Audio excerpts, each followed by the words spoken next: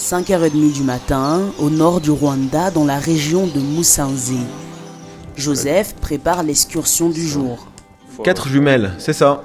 Après des études en tourisme à l'université de Rubavu, Joseph, passionné d'ornithologie depuis l'âge de 19 ans, fait un amer constat. J'ai vu qu'au Rwanda, il y avait des espèces menacées comme le macordac ou d'autres espèces que j'ai essayé d'observer, mais impossible de les voir. Je me rends compte que si je ne fais rien pour protéger ces animaux, mes enfants n'auront plus la chance de voir ces oiseaux.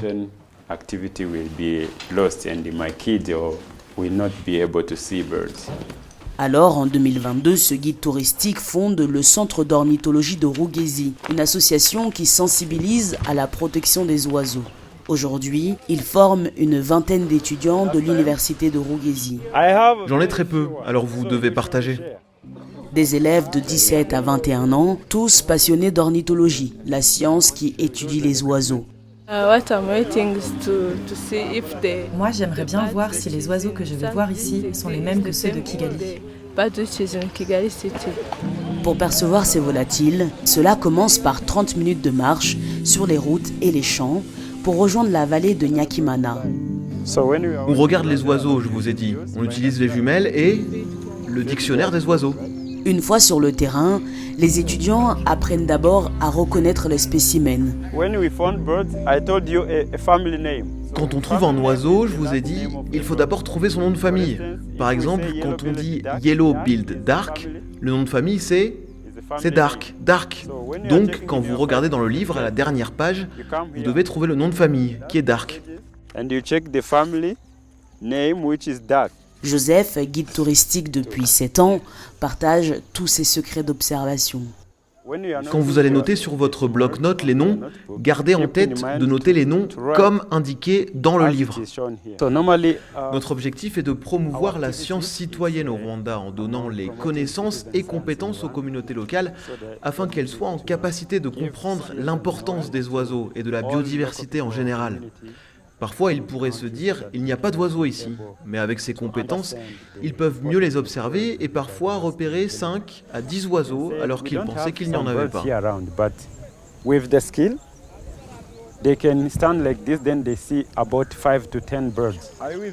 Durant cette excursion de 3 heures, les élèves apprennent aussi à utiliser différents outils.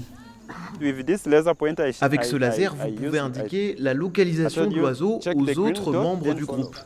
Il y a aussi la parabole, élément central pour récupérer le son des oiseaux. Avant de commencer à enregistrer, vous devez vous assurer que ce câble qui relie la parabole au téléphone est connecté. Une fois que vous voyez des vagues sur votre téléphone, cela veut dire que c'est enregistré. Tu mets le téléphone ici. À l'aide de Planet Bird Song, une application gratuite qui aide à reconnaître et enregistrer le son des animaux grâce à une intelligence artificielle, les étudiants répertorient les espèces d'oiseaux qui vivent dans cette zone. Le fait d'avoir écouté ces oiseaux aujourd'hui, cela m'a donné des sentiments forts à leur égard et l'envie de participer à leur préservation. Je vais maintenant essayer de convaincre les autres personnes de ma communauté locale d'œuvrer à la conservation de ces espèces. C'était tellement génial.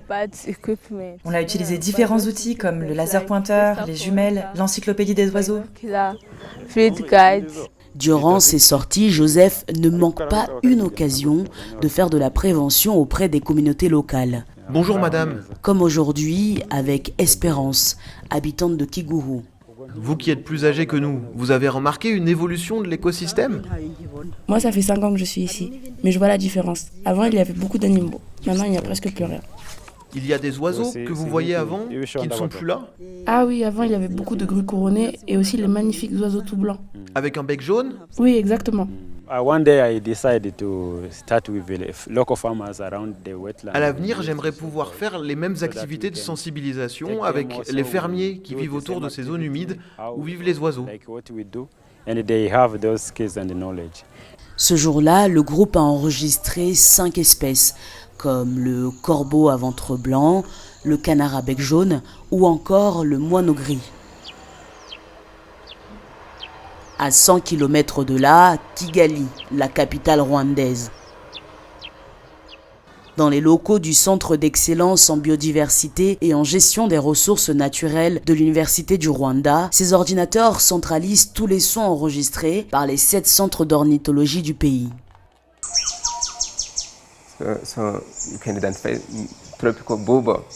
C'est les sons de planète Birdsong. Donc ce que je fais, je vais dans chaque mail pour télécharger les données.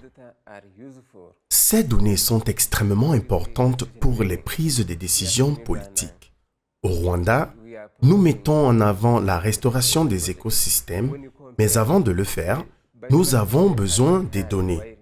Quand on compare les données que nous avions avant ce projet et maintenant, les chiffres sont en amélioration. Depuis le lancement du projet en 2019, plus de 120 000 oiseaux ont été enregistrés au Rwanda.